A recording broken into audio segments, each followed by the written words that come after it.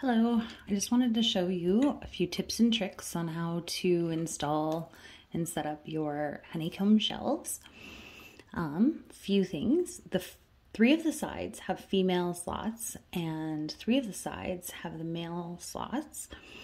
So what I would recommend is keeping either the three male sides down or the three female sides down, whichever you'd like, but keep them the same as you build your pattern so that you don't end up building yourself into a hole where you don't have the right piece that fits at the end. If you always keep the three down, then you'll never run into that issue. So you can either create a simple shape or a more comprehensive shape, whatever it is that you want. They are quite versatile.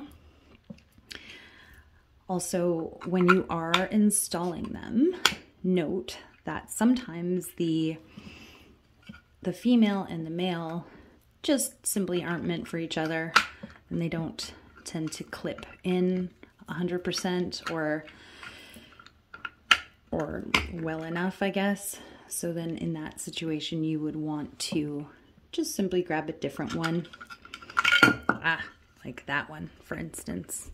He didn't like that female, so he decided not to stay. This is not going well.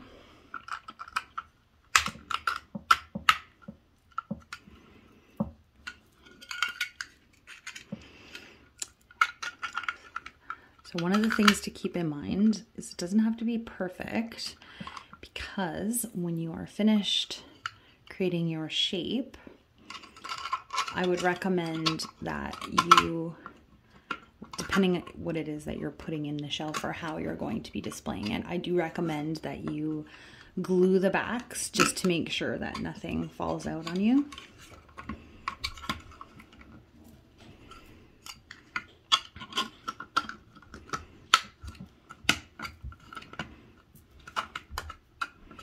Make sure everything is snug. And just like that, you've got your little cube shelf. So I could either just leave it as a little display for a cupboard where it just sits, and then that way I don't have to glue it. But if I did want to wall mount it, so it looks beautifully mounted up on a wall, it looks like a floating shelf, then I would highly recommend that on the back side, once your shape is complete, just flip it over, that you use a little bit of glue just in between some of these cracks. So what that'll do is that'll just help to support it. Once it's on the weight of the wall, it makes it a little more difficult to withstand pressure, especially if you're going to be displaying rocks. The adhesive that I would recommend is, I often use this E6000 industrial adhesive. This thing is amazing. It will actually glue like concrete to itself. So if you put a little bit of this on there, it works amazing. And it's about $8 for a tube, and the tube will last you a lifetime if you don't use it as much as I do. So basically just put a little bit in between the cracks, and then the next day or a few hours later, your shelf will be very, very secure. Each one of our sales will also include mounting material. So once you're happy with your shape, then you would basically just find a center point that can withstand the most weight and drill the hole a little closer to the bottom part of your honeycomb. If you put it at the top or in the middle, sometimes it's a little harder to hide when you're displaying your products.